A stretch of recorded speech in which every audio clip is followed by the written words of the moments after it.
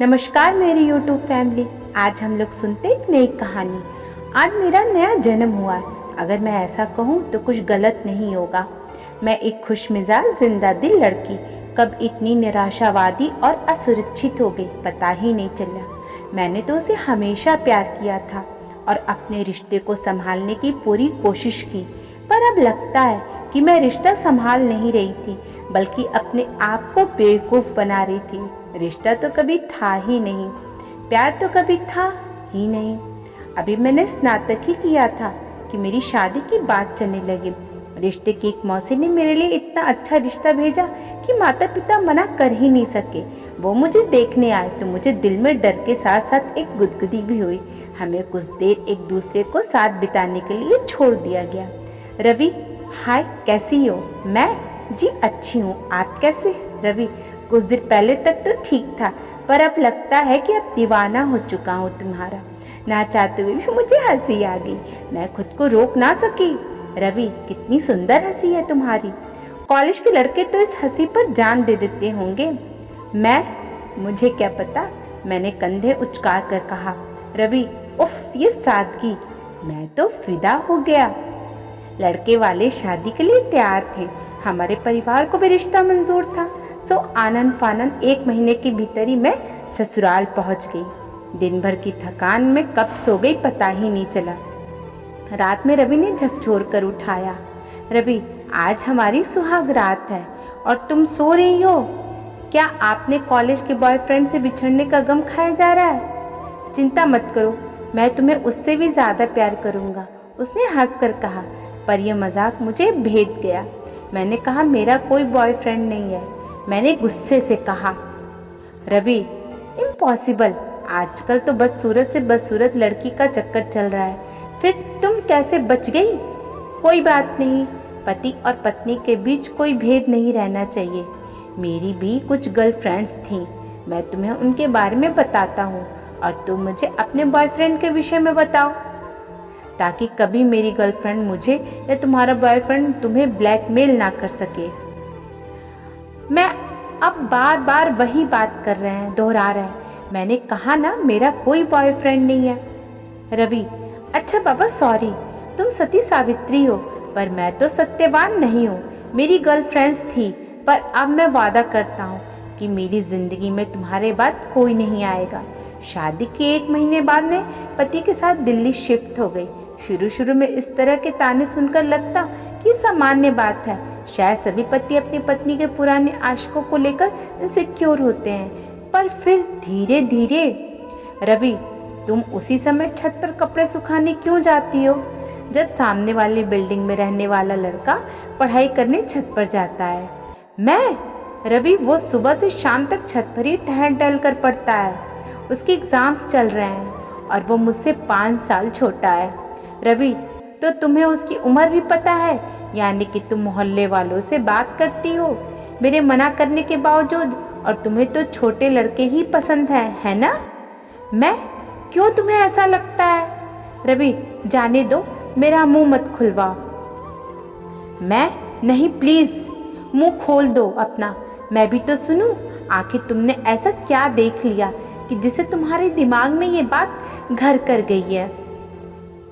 रवि, तुम्हारे मैके में भी तो आता है एक संतोष, वो मेरे छोटे भाई की तरह है। मैं उसे ट्यूशन पढ़ाती थी। मुझे समझ में नहीं आता था कि मैं उसे कैसे यकीन दिलाने के लिए क्या करूं।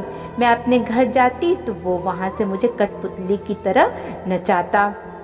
रवि, कहाँ हो? घर पर। रवि, आवाज़ तो गाड़ियों की आ रही है, क्या तुम कहीं घूमने निकली हो? अपने आशिकों से मिलने गई होगी। मेरा घर सड़क के किनारे है, यहाँ गाड़ियों की आवाज़ नहीं तो क्या सुनाई देगा? रवि, यार तुम तो बुरा मान जाती हो, मैं बस मजाक करता हूँ। अच्छा, घर पर हो तो सासू माँ से बात करा दो। मैं जानती थी कि वो सिर्फ कंफर्म करने के लिए माँ से बात करना चाहता है कि मैं दिन भर कहीं गई तो नहीं थी।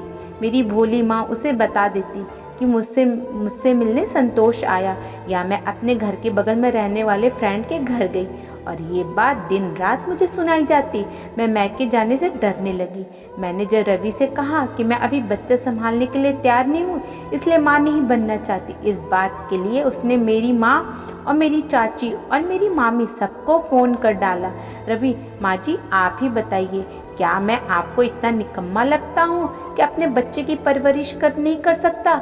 मल्टीनेशनल कंपनी में सॉफ्टवेयर इंजीनियर हूँ। मेरे परिवार वाले भी बच्चे का मुंह देखने को तरस रहे हैं। आखिर घर का सबसे बड़ा बेटा हूँ और ये कहती हैं कि माँ नहीं बनना चाहती। कहीं मैं अपने घर वालों को ये बता दूँ तो हड़कंप मच जाए, पर मैं नहीं चाहता कि मेरी पत्नी के विषय में कोई भी गलत धारणा बनाए, इसलिए मैंने सारा इल्ज़ाम अपने ऊपर ले लिया। वो हमेशा मुझे दोषी ठहराकर खुद मासूम बन जाता। मेरी माँ, मौसी और चाची सबने मिलकर मुझे यही सलाह दी कि पहले बच्चे को लेकर तो ससुराल में सभी को बहुत आशाएं होती हैं, इन्हें मत तोड़ो। और आखिर में गर्भवती भी हो गई। वो तो मेरी सासू माँ कभी मुझे फ़ोन नहीं करती थी, पर जब भी करती तो बस यही ताना मारती कि मैंने उनका बेटा उनसे छीन लिया। मैं खुद नहीं जानती कि मैंने ऐसा और कब किया। उस दिन पड़ोस की एक भली औरत जो कभी कभी मुझसे हालचाल ले लिया करती थी, वो मेरे घर आ गई। सीमा भाभी, अरे सुनीता, तेरा कौन सा महीना चल रहा है? मैंने कहा छठा। भाभी, अच्छा, अगर कोई प्रॉब्लम हो तो बताना, मैं तुम्हें डॉक्टर के पास ले चलूँगी। रवि तो अक्सर घर पर रहता नहीं है, ऐसे में कभी भी कुछ भी ज़रूरत पड़ सकती है। रवि, सुनीता, आज कोई आया था क्या? सिंक में पड़े चाय नाश्ते की कप प्लेटों को देखते हुए रवि ने पूछा। हाँ, बगल की सीमा भाभी आई थी। अच्छा रवि, क्यों? तुमसे मना किया था ना कि दिल्ली के लोग बहुत धूर्त और चालाक होते हैं, फिर भी तुमने उसे घर में बुलाकर चाय नाश्ता कराया। मैंने ऐसा तो नहीं कहा, पर कोई आ जाए तो क्या भगा दूं? रवि, हाँ बिल्कुल भगा दो, तुम बहुत सीधी और भोली हो। जब मैं तर्क देती हूँ तो वो मुझे इसी तरह निरंतर कर देता था। मेरा 8वां महीना चल रहा था जब एक दिन घर की डोरबेल बजी। ये रवि के आने का समय नहीं था। दिल धड़क गया कि कौन होगा, कहीं सीमा भाभी तो नहीं। दरवाज़ा खोलते एक जाना पहचाना चेहरा दिखा, पर कुछ याद नहीं कि ये कौन है। अरे सुनीता, मैं छाया, तेरे बचपन की फ्रेंड। भूल गई या मेरा नया रूप देखकर कंफ्यूज हो गई? उसने उसी चिरपरिचित अंदाज में मटक कर कहा। उसे देखकर उसे गले लगाने की तेज इच्छा हुई, पर औपचारिक मुस्कान देकर मैंने डरते हुए उसे भीतर आने के लिए रास्ता दिया। छाया, सुनीता क्या बात है? छाया ने मेरा उड़ा हुआ रंग देख कर के कहा। मैं कुछ नहीं, बस कुछ तबीयत ठीक नहीं है, मैंने साफ झूठ बोला। छाया ने मुझे गले लगा लिया। मुझसे झूठ बोलकर तुझे इतना नहीं पता कि तू बच जाएगी? मेरी तू नहीं जानती, तू काँप रही है, ये एंजाइटी के लक्षण है। मैं एक साइकोलॉजिस्ट की बेटी हूँ, भूल गई? मेरा रोका हुआ बांध टूट गया और मैंने उसे सब कुछ बता दिया। छाया, तेरी माँ को कुछ शक था, इसलिए जब हम लोग यहाँ शिफ्ट हुए तो उन्होंने मुझे तेरा पता दिया था और कहा था कि तुझसे कभी कभी मिलाया करो। मैंने ऐसे लोगों को करीब से देखा है। एक बार बच्चा हो गया तो इस जाल से निकलना और भी मुश्किल होगा। जब कभी तू इनसे दूर जाना चाहेगी तब समाज में दूसरी औरतें तुझे यही यकीन दिलाएंगी कि बेटा अपने बच्चे का मुंह देख कर जी। जब तेरे बच्चे बड़े होंगे तब तेरे अच्छे दिन आ जाएंगे, पर यकीन मान तू इंतज़ार करती रह जाएगी और अच्छे दिन कभी नहीं आएंगे। ये लोग बच्चों में उनके माँ के प्रति भी जहर भर देते हैं। निर्णय लेने का यही सही समय है। कम से कम तो अपने बच्चे की नज़रों में तो नहीं गिरेगी। मैं क्या करूँ? मैं फट पड़ी। तुझे अपनी ज़िंदगी जीने का पूरा हक है। अपने लिए नहीं तो अपने बच्चे के लिए इस नर्क से निकलना होगा। हम सब तेरे साथ हैं। तू मेरे घर चल, मैं तुझे अपने पापा के क्लिनिक में जॉब दिला दूंगी। वो तुझे धमकियाँ देगा, डराएगा, बुरा भला कहेगा, पर वो खुद बहुत कमज़ोर है। यकीन मान, तेरा डर ही उसे ताकत दे रहा है, वरना वो किसी खरगोश को भी नहीं मार सकता। मैं उसी समय अपना सामान बांधकर वहाँ से चली गई।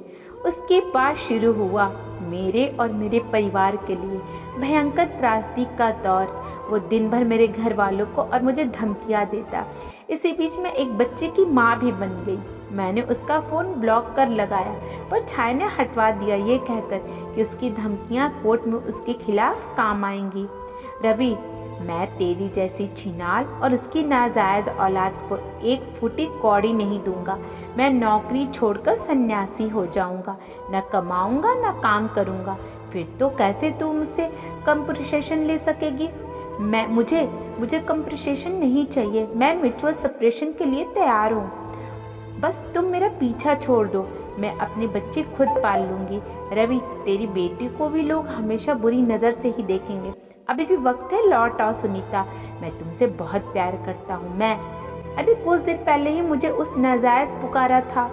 इतना सुनते वह अपनी लैंग्वेज पर उतर आया। उसे मेरी ना बर्दाश्त नहीं होती कभी भी। रवि चीखता रहा और मैंने फ़ोन एक तरफ रख दिया।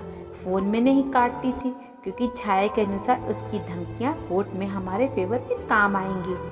आज तलाक के पेपर्स हाथ में लेकर मैं बता नहीं सकती कि मैं कितना हल्का महसूस कर रही थी। ये एक नई शुरुआत है और नई मैं। दोस्तों, हर लड़की को अपने लिए एक कदम उठाना चाहिए। धन्यवाद।